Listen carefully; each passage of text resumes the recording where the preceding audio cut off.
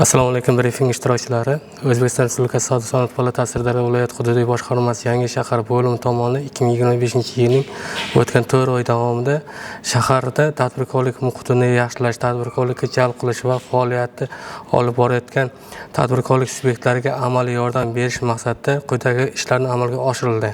Xususan, shaharda faoliyat ko'rsatib kelayotgan tadbirkorlik subyektlariga qulaylik yaratish, ya'ni ularga tadbirkorlikni tashkil qilish va rivojlantirish uchun chiqarilayotgan O'zbekiston Respublikasi Prezidenti va Vazirlar Mahkamasi qarori va farmonlarini o'z vaqtida yetkazib borish maqsadida shaharning Yangi shahar Savdo-sanoat palatasi nomli maxsus Telegram kanali ochilgan va bu Telegram kanalga bugungi kungacha 400 ga yaqin tadbirkorlik subyektlarini a'zo qilingan va har kuni yangilangan tadbirkorlarga ushbu chiqarilgan qarorlarni yetkazib borilmoqda.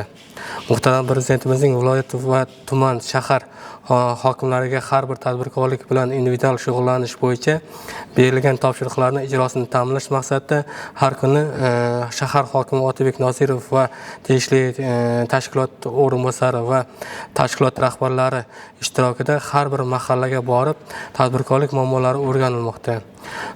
Shu yilning o'tgan davrida ushbu yo'nalishda shaharning 12 ta mahallalardan 9 tasi xuddi shunday tadbirkorlar bilan uchrashuvlar tashkil qilindi. Ushbu uchrashuvlarda tadbirkorlik tomonidan 75 ta muammolar ko'tarilgan va shularni alohida sanab o'tadigan bo'lsak, soliq yo'nalishi bo'yicha 34 ta, kredit yo'nalishi bo'yicha 14 ta, bo'sh yer binolarini ijara sifatida foydalanish yoki sotib olish maqsadida kelgan murojaat 9 ta, debitorlik qarz soligini undirish bo'yicha 18 ta.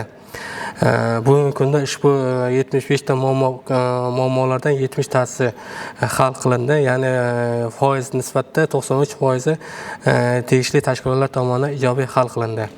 Qolgan 5 tasi murojaat biroz vaqt talab qilganligi sababli, ya'ni bank kreditlarini olish va yer bilan bog'liq bo'lgan sabablar sababli jarayonda turibdi. 300 dan ortiq tadbirkorlik subyektlariga 800 dan ortiq bepul xizmatlar ko'rsatildi. Shahardagi tadbirkorlik subyektlarida ishchi xodimlarga ish haqlarini konvert usulida berish, ya'ni soliq to'lashdan qochish maqsadida ishchilar sonini hisobotlarda kamaytirib ko'rsatish holatlarini aniqlab bartaraf etish bo'yicha shahar soliq idorasi bilan hamkorlikda ishlar tashkil qilinmoqda va tashkil qilib kelinyapti.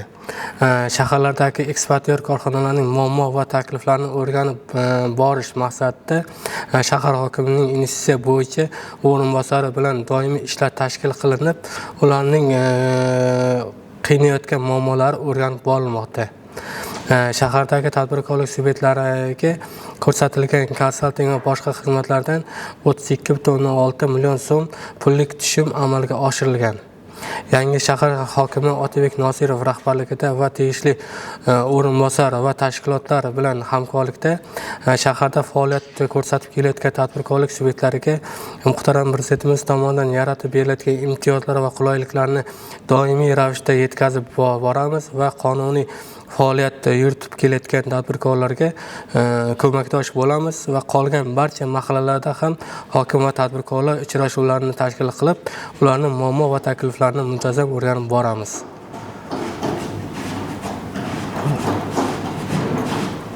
Rahmat.